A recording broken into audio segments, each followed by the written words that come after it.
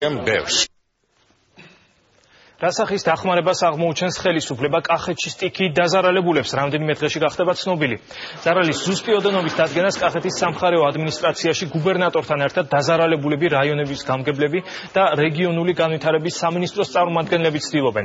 როგორც მინისტრის მოადგილემ განაცხადა, მათ უკვე მიიღეს შესაბამისი ინფორმაცია გამგებლისგან ზარალის შესახებ და რა სახსრებით დაეხმარებიან მოსახლეობას, ეს უახლოეს მომავალში გაირკვევა.